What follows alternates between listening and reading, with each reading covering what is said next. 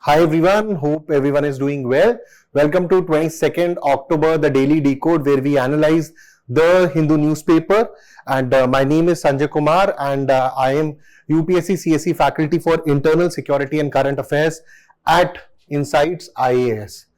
Now, moving further, the important topics for today are, first of all, it's after years of diplomacy and rather painstaking diplomacy, India and China have finally clinched a deal. So almost 1589 days, 21 military talks and 17 diplomatic talks, and almost 4 years of period after the Galwan, we have finally clinched a deal. So that is a very positive development which has happened between India and China. And most importantly, when I am currently doing this session, the Prime Minister has already landed at Kazan for the BRICS summit.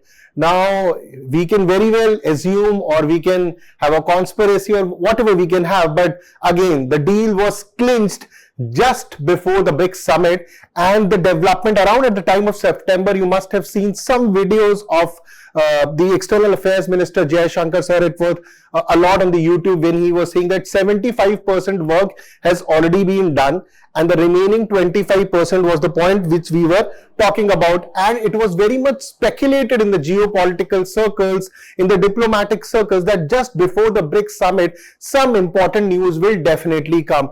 If internal security students who have been part of my class, we have discussed this a lot, that this will definitely happen, and it just happened before the BRICS summit. And rather, the BRICS summit, the Prime Minister has already landed in Kazan for the BRICS summit, and even till now, there is no official statement on a meeting which might happen between the Prime Minister Modi and Xi Jinping, but the chances are very high, and both sides are very positive about it. So this is the lead news. This is the most important news which we will cover today, and we will also start with what was the reason for the Galwan clash, just to give you a background, and what is currently happening, and what can be the future about this. And again, yesterday when we had the session, I was talking about Americans using the Khalistanis, Canadian using the Khalistanis, and I told you just before important summits this all starts, specifically in those summits when India is part of those groups or those organizations where America or European countries are not there. So just before BRICS it started, even before the Shanghai Cooperation Organization summit in Pakistan and Islamabad, even before we were seeing all this Canadian and Trudeau's statements coming. So anyways, the important news for today, India China towards resolution and background of the Galwan issue, agreement on LAC petroling and friction point resolution. This is only two major points were which had to be resolved, were Depsang and Doklam, and the Supreme Court affirms secularism as a core constitutional principle. Riyadh season 2024, Saudi Arabia celebrates India's culture. India's GDP growth projections for quarter 2 24-25. So GDP has just increased. We'll also see that editorial approaching 75 years of constitutional governance in India. So in November, we would be celebrating 75 years of the making of the constitution. We'll also go through this editorial. Then we'll have some tidbits, and then finally we'll have some questions and answers. Okay. So these are the two important news we'll cover. So before I move further, and I just clear myself, it was Demchok and Depsang, not Doklam. Doklam is in that the Bhutan side. So Depsang is one of them, and the other one is Demchok. So Doklam was also an issue, but that's an issue of 2017. That is a tri-junction between Bhutan, India and China. So Doklam was in the news in 2017. Chinese were trying to build a road, and obviously they were trying to target the Chicken Corridor or the Siliguri Corridor, which is having a width of around 22 kilometers. So old memory. So that has been resolved earlier only. So let's come to today's news, in which positive statements has been given by Foreign Secretary Vikram Misri sir. So let's start with that. First of all, a little bit of background. So this was the area where the clash started.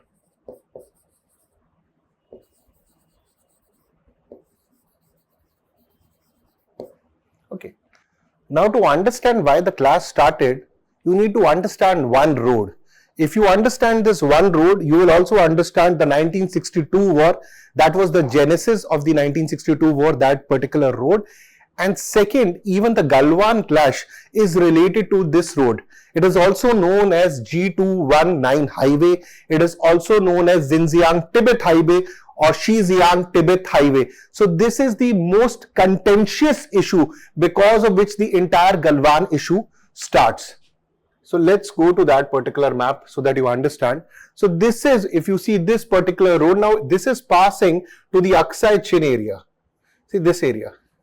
So this is G21 highway of China.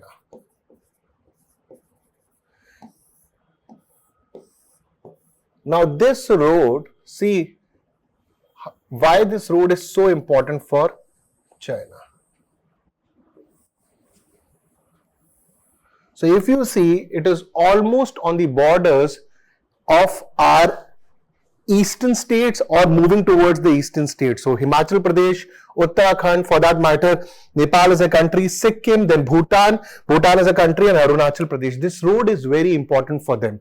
Now this road passes through Aksai Chin area, and Chinese have invested a huge amount of money in making this road. Second important part is through the Gilgit-Baltistan area of Pakistan occupied Kashmir, CPEC also passes. So these two roads are those roads where Chinese have invested huge amount of money in million and billion dollars.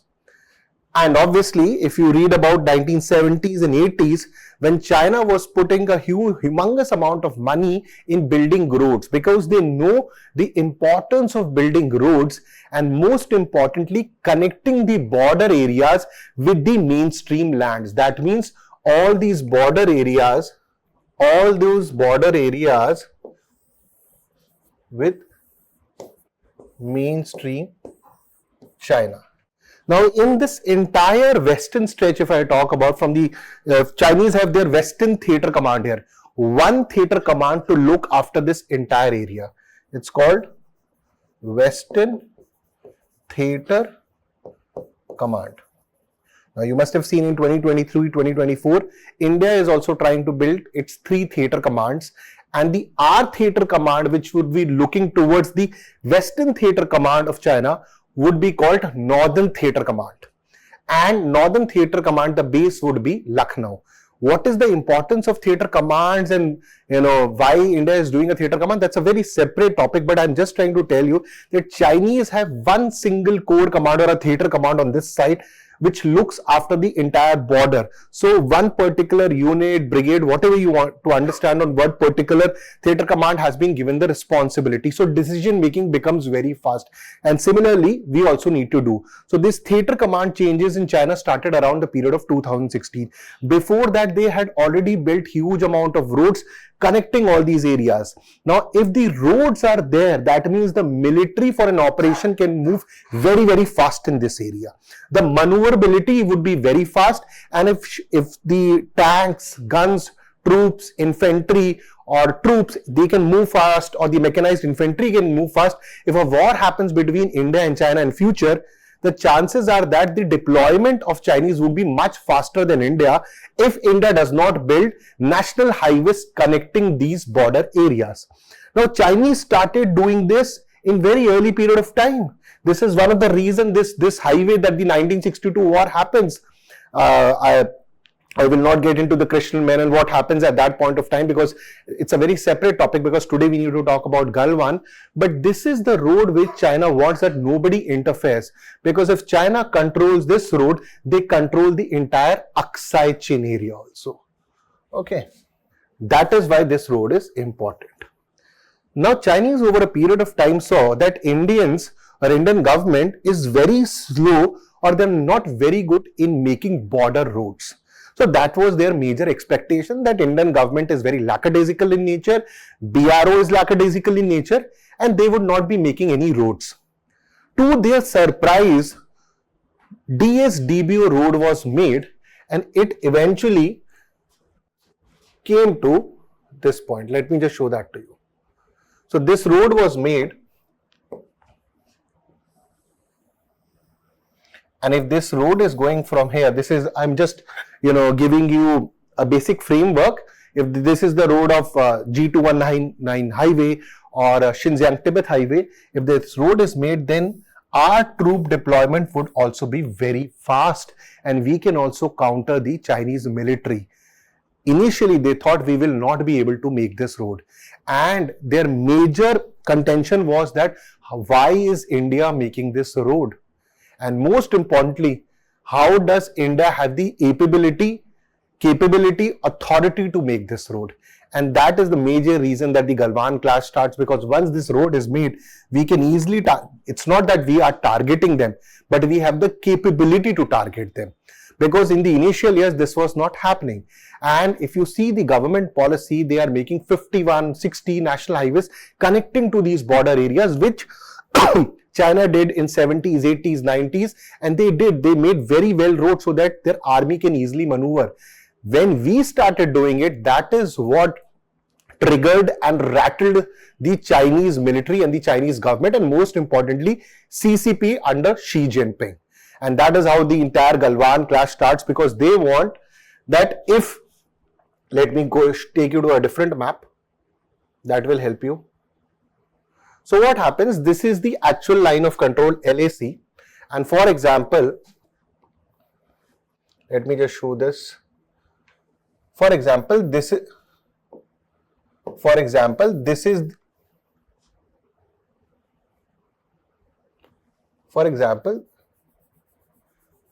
the G219 highway. Now, Chinese want this highway to be protected. If the LAC is very near to this and our road has been constructed, the distance between that road and particularly between the LAC and this road would reduce.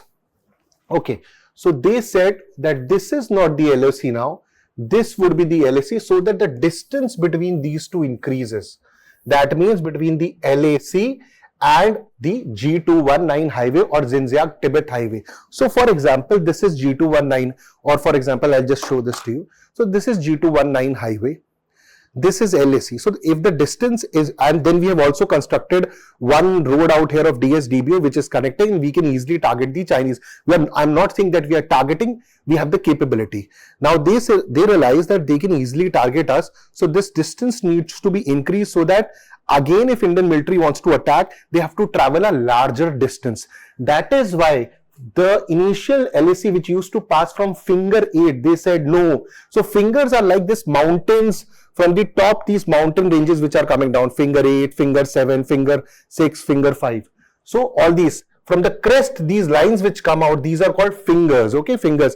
And there is a term which is also used, PP. PP stands for patrolling points, which Chinese and the Indian Army uses. So this is finger 8, which used to be the LAC, but now Chinese said it is not finger 8, 7, 6, 5, 4. It will be finger 4, so that the distance between Xinjiang Tibet highway and DSDBO and the LAC increases a lot, so that we cannot target them, but they can always target us. So this is the major clash when the Galwan starts, because India starts building its infrastructure, because India starts building its roads, and this is what something which rattles China, that how did India start, how did India start doing this? So I hope you understand what I was trying to convey to you. Now everything which I've told, this is also written here, so it would be very easy for you to understand. This is the highway, this is the LAC, then we created a DSDBO road, and once we create roads and we can target China, obviously China will not like that. So again, driving factor behind the China wanted to keep India away from the Xinjiang Tibet highway, which is also known as G21 highway. Towards the end, Chinese drew claim line, and they made sure when they created this claim line, all the important mountain passes also belongs to China.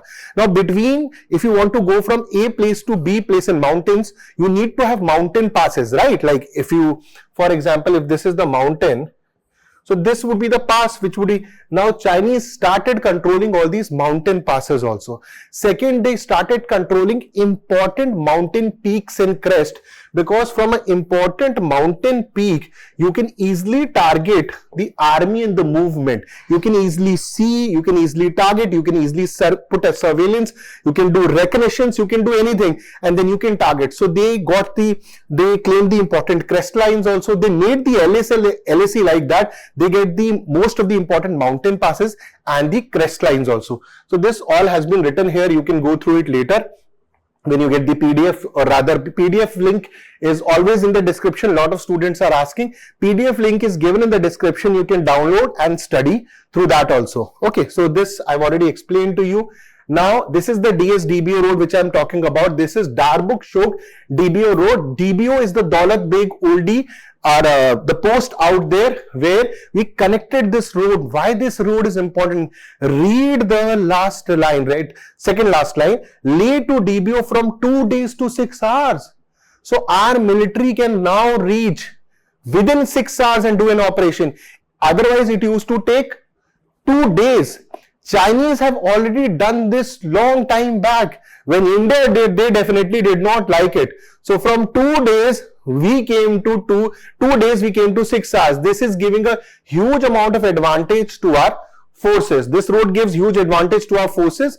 It's a strategically all-weather road. So that means anytime you can use it. 255 kilometers. It has been made in an altitude of 14,000 feet in eastern Ladakh, close to line of actual control with China. So once we came very close to line of actual control, our troops can easily move there. Otherwise it was taking 6 days to reach here, 2 days to reach here. Now it has come down to 2 hours. That means our forces can easily, they can fast go with their ammunition or whatever they are needing for an operation and complete that. So that is why Chinese got rattled, and how this is how all the Galwan issue starts. We started beefing up our infrastructure. Else you can see this. There are certain pictures. India upgraded infrastructure, letting troops beef up patrol in areas where China had established more frequent presence. So when we started doing it, China did not like that. And this was a time of 1920. There's also one theory that at this point of time, the ratings and popularity of Xi Jinping was coming down, and he needed an external issue which can increase its popularity, probably something like which Trudeau is also trying. So this might be one of the reasons that he started this skirmish within India. And it's also said there are multiple reasons associated with it. Can be related to wolf warrior diplomacy which China uses. It can also be related to the pressure, the economic the domestic demand was coming down. Economically, China was not doing well. Many questions were being put against Xi Jinping, the failure of China to contain the Wuhan virus or the coronavirus. So all these questions were being put against Xi Jinping, and he wanted to digress from all these issues, from the main important issues, and wanted to, so that the entire issue becomes very nationalistic in nature, and he picks up India and starts this. Again, this is a thought process of many thinkers. So I'm just sharing this with you. And this is also one thing which rattled China in 2013 when we were able to land a C-130J transport aircraft at Daulat Beg Oldie post at that point of time in Ladakh. So if you can see this. So this is C-130J. So once we are able to land our transport and other aircraft, we can use fighter planes also. And definitely if we can easily target, the most important is that if we can target the G219 highway, we can also target Gilgit-Baltistan, or most importantly CPEC roads. And Chinese have invested huge amount of money in this. They were not expecting that we would be building this road and we would actually complete it, seeing us what was our performance in the last 40-50 years in building roads. And that is what rattled, and then the entire Galwan issue starts. And then there were multiple rounds of meeting, 1589 days, 21 military talks, 17 diplomatic rounds of talk, and finally now we have gone back to pre-2020 Galwan era. We are back to the normal situation. That is the news which has come out. So this background I had given, so now you understand what happened in the Galwan case. Okay. So before I move forward, I also want you to understand these two important words. What is disengagement and what is de-escalation. So many students are not aware about what is disengagement and de-escalation. Now, when I say disengagement, engagement means that if military are trying to engage with each other, we need to remove the military and let other forms, it can be diplomacy, it can be other structures of government, that they come on a common table and start discussing things. Because if so much, more than around 30 to 40,000 troops of India and China deployed at this place with heavy ammunition and heavy armaments, any small incident or any small skirmish can turn into a huge amount of war. That is why disengagement is very important in this area. So disengagement stands for breaking off from a military action with the enemy, withdrawal of forces for the battle of actions. So we have the statement which are coming, we have completed the disengagement process. Now the demobilization of forces and de-escalation will take a certain amount of time. I think by the end of the BRICS summit, many more important developments will come. Now, when it comes to de-escalation, so de-escalation, you need to understand this is related to spectrum of conflict.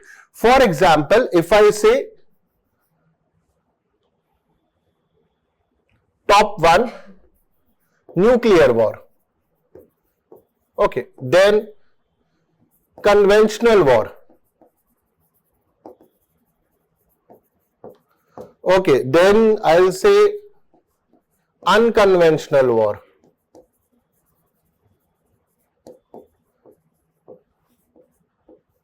Skirmish. Fight. Pre-crisis situation. So if you see, this is a spectrum of war. Pre-crisis situation to a fight, to a skirmish, to unconventional war, for conventional war and nuclear war. So if you think in the spectrum of war, this is going up. This is called de-escalation, that from nuclear war you came to conventional war, to unconventional, to skirmish, to fight, to pre-crisis situation. Now if you see, de-escalation is the part which India and China will start now. So already we never went to conventional, nuclear, or even the unconventional. We were more about in the skirmish and somewhere between unconventional war, but huge amount of deployment was there. And you need to understand, when you deploy this huge amount of forces, it is a burden on the exchequer of the government, be it China or be it India. And China right now, they are not able to achieve their their targets, their economic targets. They had a target of around 5.1 or 5.2%. They are not achieving it. The domestic demand in China has come down. So they realize that putting army out here and trying to fight, which India is not giving them any kind of benefit is not happening from putting forces out here. So they want it to resolve. And again, the issue, if you see, Squad has been formed. Yesterday we had a lecture on Quad. So I told you Squad. The Squad is Philippines, Americans, Australians and Japanese. So they have already made a group and they are trying to target the China in the South China Sea. Now China wants, let's focus on the economy side, and I am already dealing a lot on the South China Sea. It's better that let's try to resolve some borders within India, because a statement came from External Affairs Minister that this is not so much in the history, that there are two rising powers and they are parallels to each other and they share borders. Very less examples in the history are like that. So India and China are in a very complex situation, and hopefully they would be able to resolve in the coming future, where China will understand the importance of India. India already understands the importance of China. That is why the talks are very different with China compared to Pakistan. So I hope you understand these basics, and now we would move towards the most important topic, that is Depsang Plains and Demchok. These were the only two contentious points which needed to be resolved. Rest from 2020 to 2024, majority of them were resolved. So agreement on LAC patrolling and friction point resolution. Now the same amount of patrolling will start between India and China. So pre-2020, when the Indian military, Indian army or the Indian security forces and Chinese forces used to patrol, the same amount or the same type of patrolling can start now. All the major issues have been resolved, and the next part would be de-escalation. So agreement also includes, around the time of September, we were not clear about Depsang and Demchok, but as per the new agreement, Demchok and Depsang has also been resolved. The announcement came from Foreign Secretary during a media briefing ahead of PM visit to Russia for the BRICS summit. Now, it looks like that there was a planning that before the BRICS summit something positive comes out so that both the top leaders of the country can meet and more and better resolutions or more or better agreements can come out, and there is a atmosphere of bonhomie between the two leaders. So Chinese President Xi Jinping is also expected to attend the summit, and as per me, there are chances that the both leaders will meet. Maybe they meet informally or formally, that only time will tell, but the chances are very high. So moving further, specifics of Demchok and Depsang. So again, these are see, if you see the Demchok area out here, this is also very important in terms. If India is able to patrol in this area, they can also see the movements of the Chinese military, and that is why Chinese wanted Demchok. So again, these are very important strategic and tactical points, and that is why China wanted. If you see Depsang plains out here, if you see Depsang plains, so even in Depsang plains out there, they wanted this area because they can also see Indian troops movement out here. So again, very strategic points. So in Depsang, Chinese troops have prevented Indian patrols from reaching several patrolling points. So PP stands for patrolling points 10, 11, 11A, 12, 13, which had not been accessed since early 2020. Now we will have access to it. So this is again a very positive development. So a lot of already before coming to this, so you might think that this agreement just happened. No, there is a years of painstaking diplomacy which was done. I've already told you 1589 days, 21 military talks, 17 diplomatic talks, and slowly and steadily they had resolved. Galwan Valley in June 2020, north and south banks of Tangso in February 2021, patrolling point 17 in Gogra Hot Springs. This is Hot Springs. This is Gogra Hot Springs, August 2021, patrolling point 15 September 2022, following the 16th round of talks. So 16th round of talks had already happened. So much has gone before, after 4 years of diplomacy, you have been able to solve it. This is something which Canadians also need to learn. That recently, I hope that you have seen the interview of Sanjay Verma sir, who is the High Commissioner of India to Canada. Rather, he has been expelled. That is what Canadians claim, but we had actually withdraw him first. So he has given an interview to Canadian TV or a TV channel. It's available on YouTube. You can, and the Canadian media has also blocked that program. Still, you can watch it on Twitter, X or YouTube, where he is giving statement, and it will tell you why diplomacy is important, why it is important to talk rather than just putting blame to each other. And this Chinese example, Indo-China example, is one of the best thing to show that. Moving further, details of agreement and disengagement. TM explained that certain areas had blocked access after 2020. Many patrolling points have been blocked by the Chinese, and but the recent understanding allows for a return for pre-2020 patrolling practices. Agreement aims to restore patrolling to its previous form. So where the Indian Army or Indian security forces were going or the Chinese forces were going, both can do both can go to different patrolling areas, or which the patrolling areas there or patrolling points they were going, and most of the issues have been resolved. Now, de-escalation is something which we need to see it. Okay, and this is a statement which has come from the External Affairs Minister. With that, we have gone back to where the situation was in 2020, indicating the completion of disengagement process with China. This is majorly statement of the Foreign Secretary, Vikram Misri sir, and it also tells us that disengagement from friction points.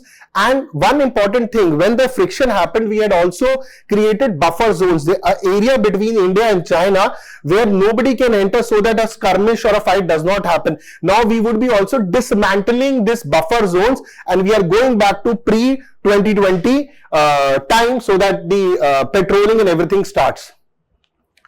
Okay. So this we have already covered, multiple bilateral meetings.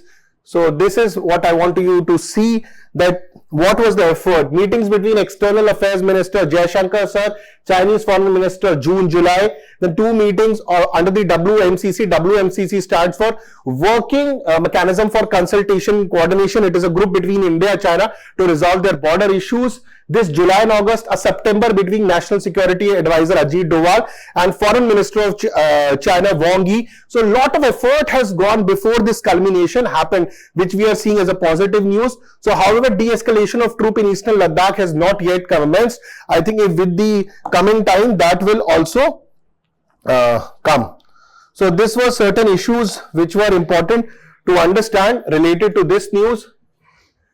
So current situation, Chief of Army staff has recently stable but not normal, but I think in the coming days the situation should become normal. I'm not saying this is a magic that suddenly India-China relationships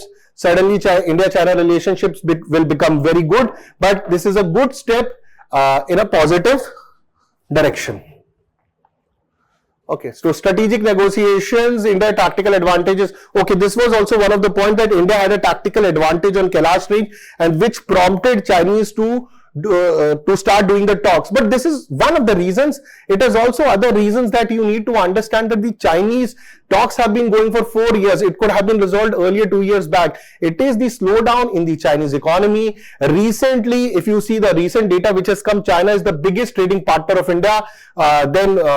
Then comes the Americans. So, and recently the finance minister, the ministry statement is coming that we are welcoming the Chinese investment and China is game for this. So China is interested in investing in India. China knows that India is a rising power. It is a diplomacy. It is a democratic country, unlike Pakistan, where the money which goes, it never comes back. Rather, it only turns into loans and debts. So in this context, and in the context of how China and India both are rising power, they need to understand the requirements of each other. This is a very positive step, and economically, if we can integrate, that would be really great. India has constantly been saying, if the Chinese resolve border issues with us, we are ready to do full-fledged trade with them. Now, the issues which are coming in America, if in America Trump comes in the power, and we have seen the Trump stand, Trump is very anti-China. China would be looking for more partners. Russia might be a partner, but Russia is already engaged in so many wars and their economy is more or less defense dependent or natural gas or oil dependent. So in that context, India would be a very important partner for China. So all these things are important context when it comes to the current stand which has come out. So 2 questions I've also given to you in the context of this particular news. From internal security point of view, discuss the significance of recent India-China agreement on patrolling and disengagement at the line of actual control for India's internal security. How can such agreements impact the preparedness, operational strategy of Indian armed forces? Critically analyze the challenges that still persist in achieving long-term peace in the region. So when I say long-term peace in the region, it is not only the LAC. You need to understand when we talk about LAC, there's a difference of, there's a problem of McMahon line, there's a problem of Johnson's line, there's a problem of McDonald line. So if you understand the borders, there are 3 major areas of how India-China border has been divided. Majorly issues in the Aksai Chin area and the Arunachal Pradesh area. So if you study Indo-China relationship, you will be able to answer this question, because even in internal security, certain aspects come from the international relations. I've also given an IR question. Examine the role of diplomatic negotiation and military dialogue in resolving border disputes between India and China. With reference to the recent disengagement agreement at the LAC, to what extent can such agreements contribute to broader bilateral relations and regional stability in South Asia? Evaluate the potential obstacles that may hinder the normalization of ties between the 2 nations. So obviously it's a big question. You need to put your mind, do a little bit of reading. Certain points can be taken from the slides and prepare your answer. So you see there's a different angle. When we are talking about the internal security, the security angle is coming. When we are talking about international relations, the diplomacy angle is coming. But in the international relation, you can also, in both the question, you can also take tidbits from each other and add to one after that. Okay, now moving towards the next news. So we gave a decent amount of time to the Indo-China news. It's a very positive news. Secularism is a core part of the constitution. Rather, Supreme Court has said it is a part of the basic structure of the constitution which cannot be amended. So there was a petition which was put by the MP Subramaniam Swamy regarding that secular word should not be the part of the constitution, but Supreme Court has gone otherwise on this. Supreme Court affirms secularism as a core constitutional principle. Rather, it is said that it is an essential and indelible part of the basic structure of the constitution. Now, basic structure of the constitution comes out through the Keshav Nanda Bharati case, which happens in 1973, in which the Supreme Court defined what is the basic structure of the constitution. Basic structure of the constitution, these words have not been used in the constitution. They have not been used. This is during the judgment when the Supreme Court gave what is the basic structure of constitution and certain pointers under which which it relates to basic structure. What is the basic structure? What are the major areas which cannot be amended? We'll come to that part. But first of all, the observers were made during a hearing of petition challenging inclusion of the words socialist and secular into the preamble of the constitution. This was done during the 42nd constitutional amendment during the time of emergency under the Indira Gandhi government. So the petitions were filled by former Rajya Sabha MP Subramaniam Swamy and others. Judicial stand on secularism and basic structure. So Justice Sanjeev Khanna and Justice Sanjay Kumar said that secularism as a fundamental feature of the constitution, it shows the right to equality and the right to fraternity, brotherhood, used in the constitution as clear indication of secularism's central role in the constitutional framework, and that is why it is the part of the constitution.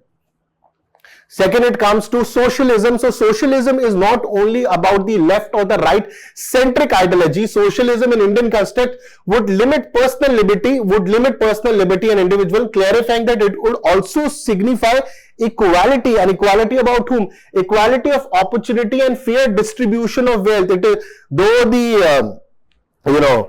the 1% of, I think the 1% rich population still has around 30-40% of the wealth in our country. That difference should come down. This is one of the data which has come. But anyways, what Supreme Court is saying, that it should socialism signifies equality of opportunity and fair distribution of wealth. And it is not limiting personal liberty and individualism.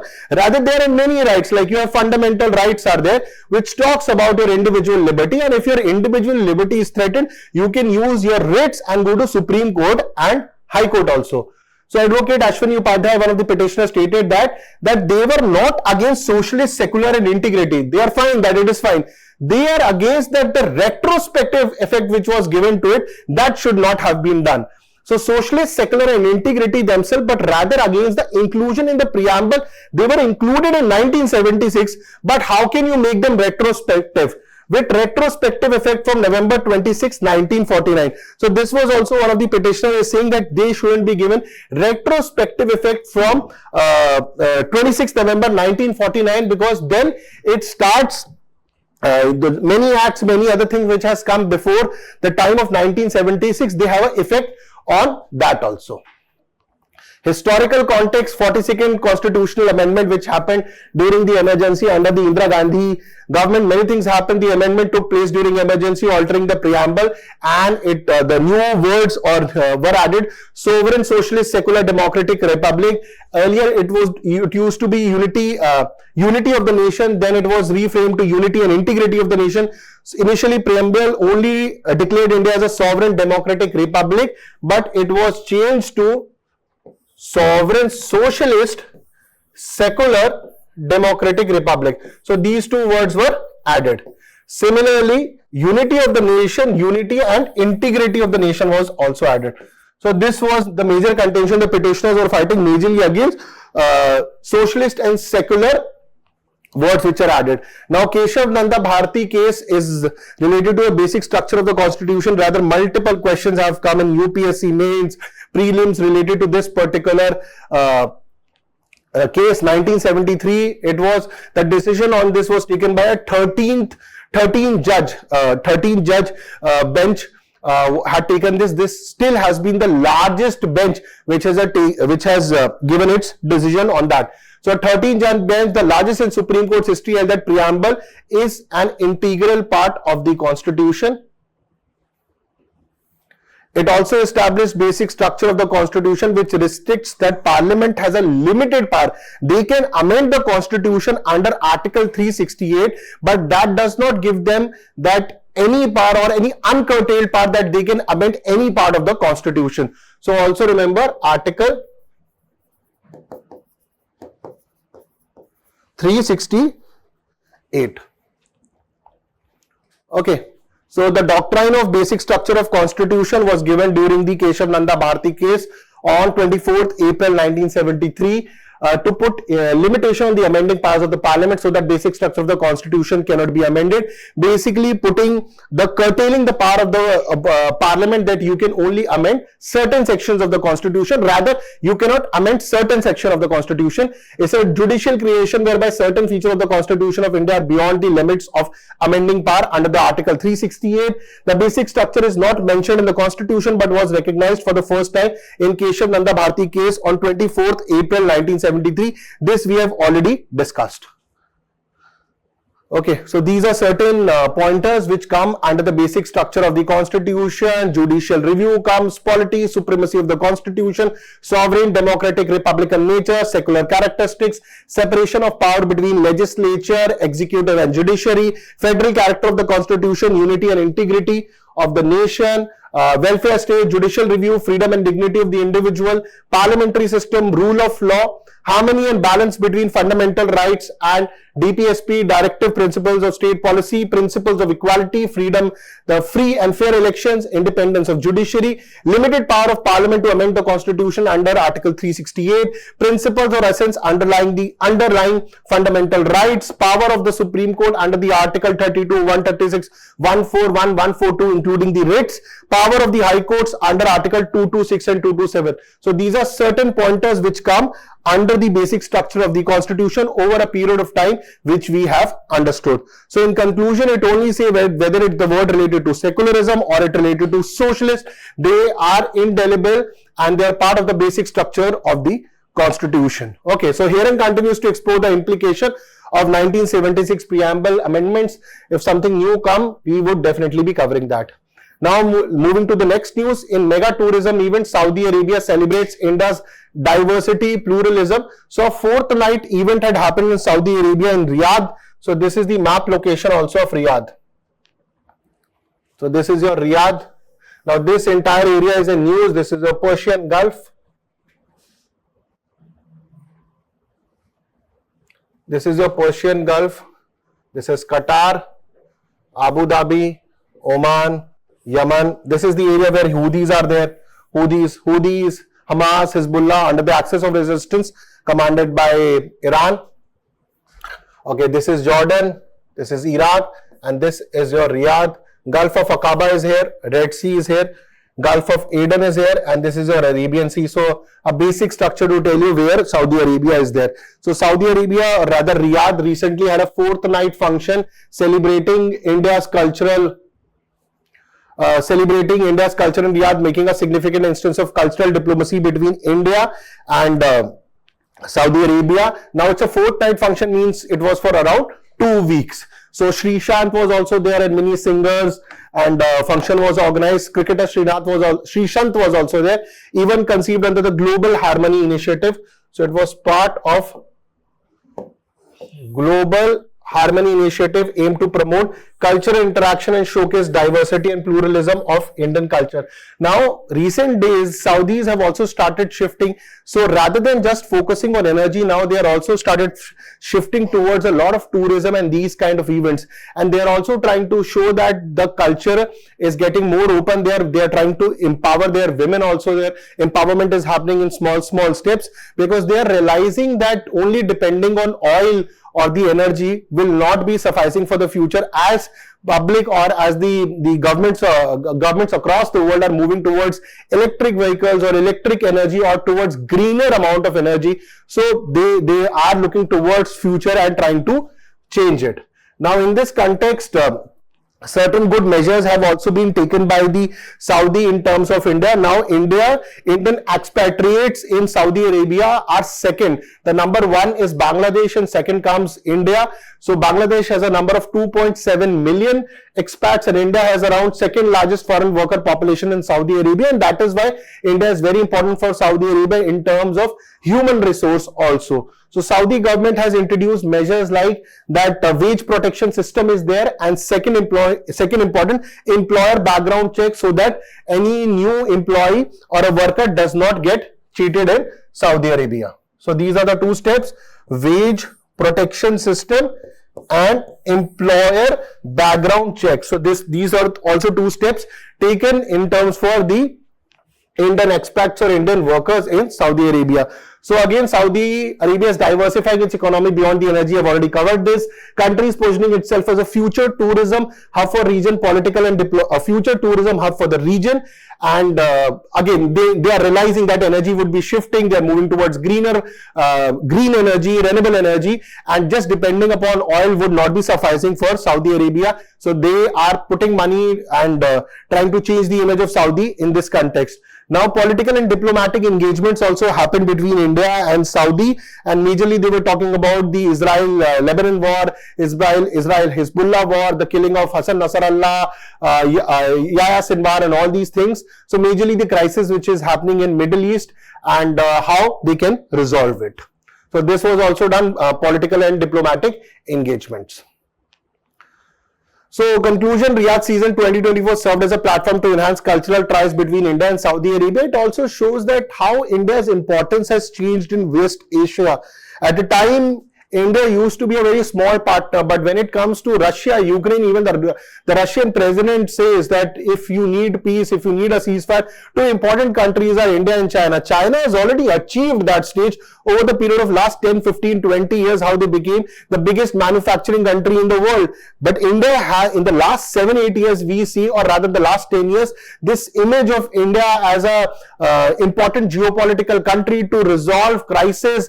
The importance of India is rising. We are almost around 4 trillion economy. We are the 5th largest economy in the world. Soon we should be becoming the 3rd one.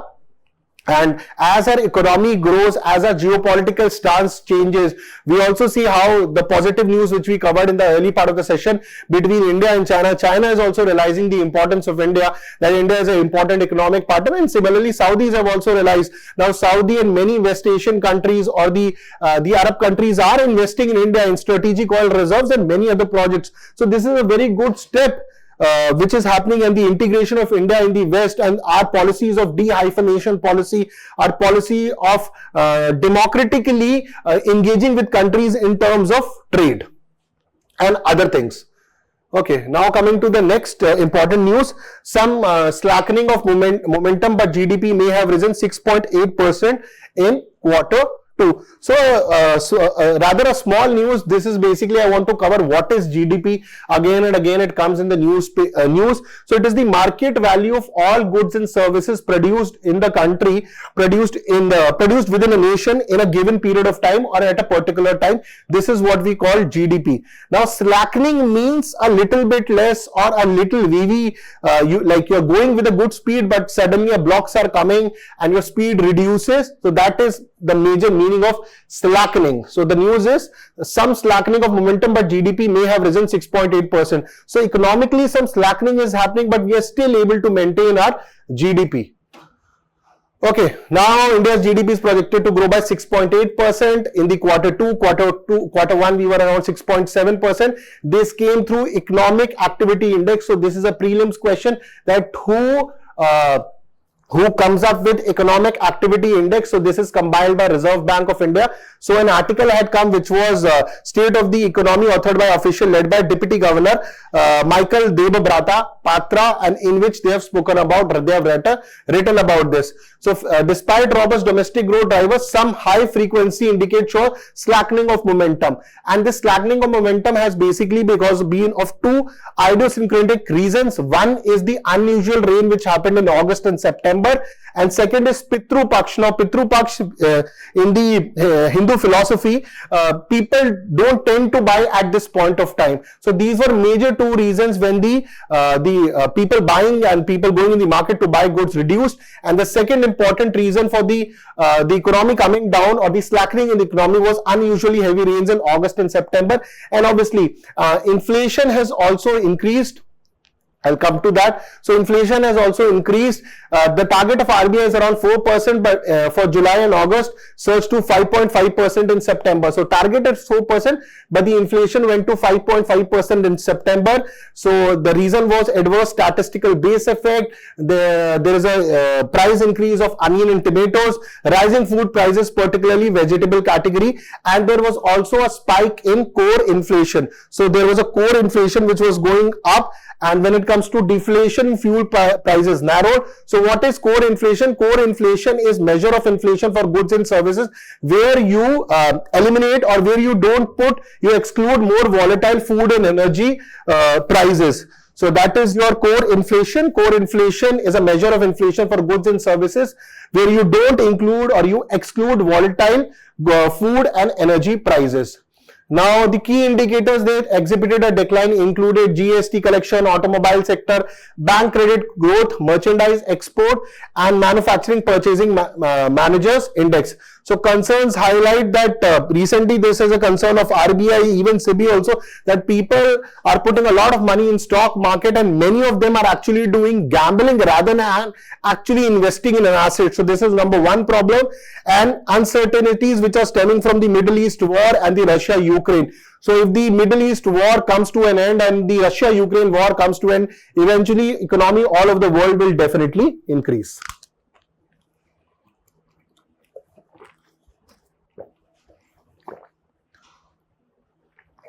Now towards tidbits. Prajwal Act's prima facie depict want to lust have a chilling effect on society. Now the important word to be taken here is, what do you mean by prima facie? So term prima facie, it's a legal term, it's a Latin term which means made. So it's a legal term or a legal claim which is made when the prosecution has enough evidence and they feel, or rather they believe that they have enough evidence to proceed with the trial to judgment and prove that the defendant is guilty. So this is prima facie, multiple times asked in the exam or in match the following. So that is why I have covered this in the tidbits. It also means, in Latin, it means at first sight or at first view. That means at first sight, whatever the evidence and proof we have, it looks like that the person is guilty. There is no guarantee that it can be proved, but it looks like with all the proof and evidence that the person might be guilty or will be guilty depending upon what proof they have. Pradhan visits to Singapore deepen ties and education. So the Pradhan, that means our Union Education Minister Dharmendra Pradhan is on a visit to Singapore and Australia for meeting, for rather engaging with educational and academic institutions there with more integration with Indian institutes. Okay.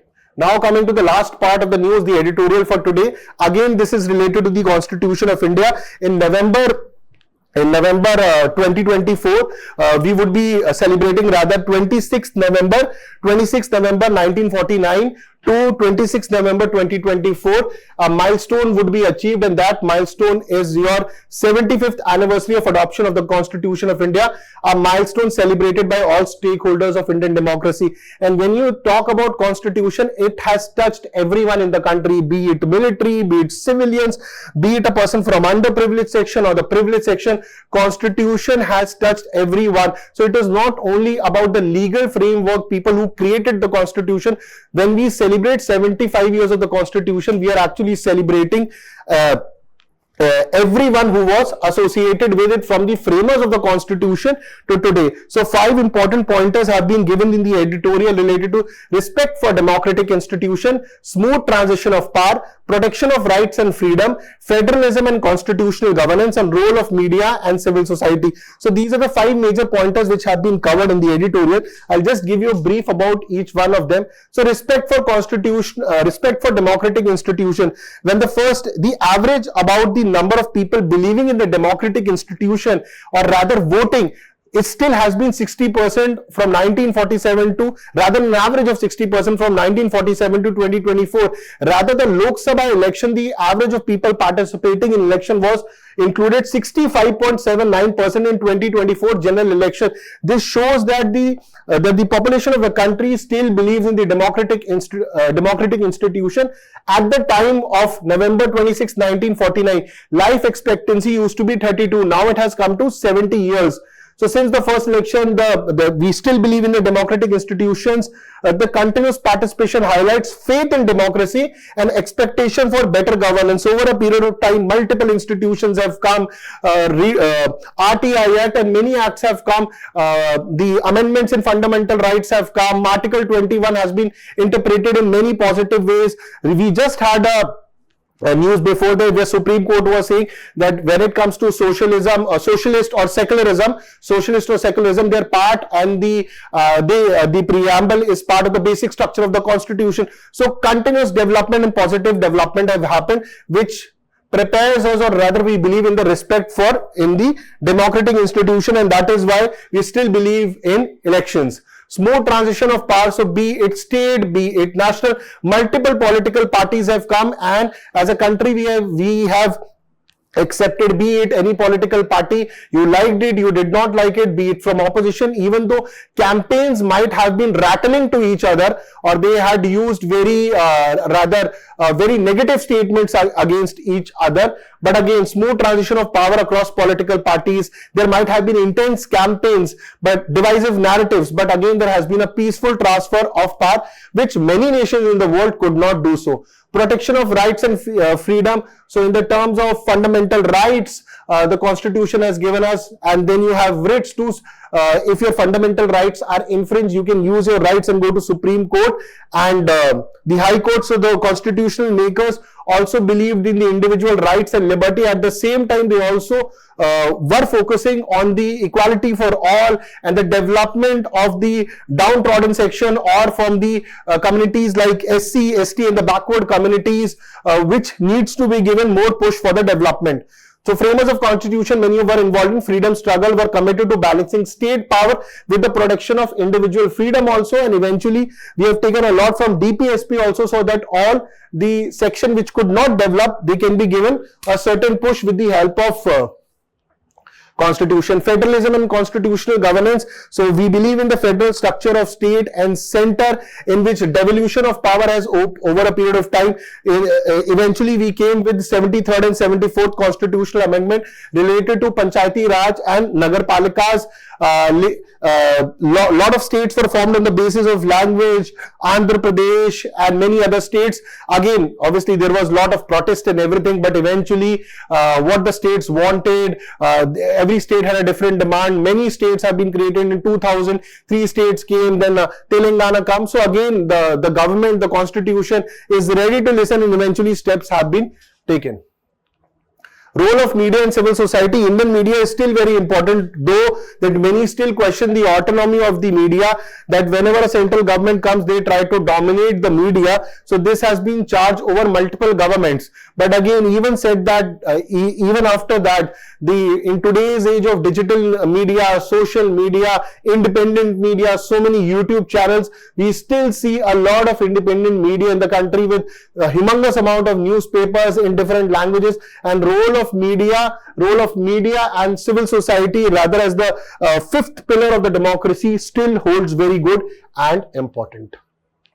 So celebrating 75 years of Constitution, national identity based as constitutional ideas. So we have come a long way, and we need to still believe in the Constitution, and as Supreme Court says that the Constitution is an organism which keeps evolving. Yesterday we had a lecture on which we were talking about that the lady justice statue has been changed, and today it truly depicts our Constitution. It depicts she is wearing that ethnic sari representing India. The blindfold has been removed, which shows that the Constitution, the lady sees everyone. Everyone is equal in front of her, be a person from underprivileged, privilege, or whichever sections they are coming from. The sword has been replaced by the Constitution book. That Constitution, the supremacy of the Constitution book, and that again itself shows that why the Constitution is so important, and it has given social and political awakening to us, and how it still guides us. So 75 years of constitutional governance in India reflect journey of resilience, unity, commitment to democratic principles. Constitution has become a powerful instrument in not only shaping our lives, but the country's life also, or rather national conscience and governance. So, a main question on this particular editorial discuss how core constitutional values, democratic institution, smooth power transitions, right protection, federalism and media role have shaped India's governance over 75 years. What challenges do these values face today? So, you can use the data, information and write the answer. In question answers, this is a 2019 PYQ from UPSC. With reference to Constitution of India, consider the following statement. No High Court shall have the jurisdiction to declare any central law to be constitutionally invalid. This is a wrong statement. Rather, this was done during the 42nd Amendment, but later it was again amended.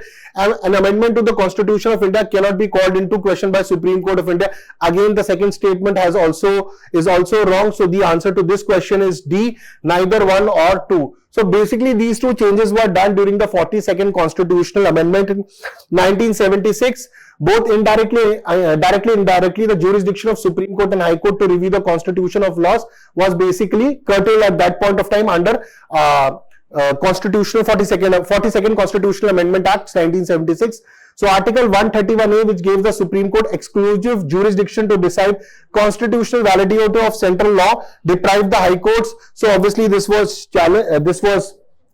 changed during at that point of time. But again, the 43rd Amendment of 1977 omitted, repealed the Articles 32A, 131A, 226A and restored the original position of High Courts and vested them with the powers of invalidate any central law. So that is why both the statements are wrong. Rest you can read. Keshav Nanda Bharti case we've already covered, so you can read from here also. So the extra mile today, elections and externalities, India-US security ties under the next US presidency. So this is an article on ORF Forum. So you can go and read there. Certain pointers I've already added on to this, which is related to strategic basis of India-US security partnership. It will finally depend on who finally becomes the president of America. So you can go through this, and this is also one of the news which you can cover in today's newspaper on sanction and shadow fleet. So India has been accused of shadow fleet. So what is shadow fleet? Just try to cover this issue. So with this, we wrap up today's news session, and the best view comes after the hardest climb. That means until unless you start fighting, reach on the top, which requires a huge amount of struggle. Till you do that, you will never have a good view or rather a good success. With this positive news, I wrap up today's session.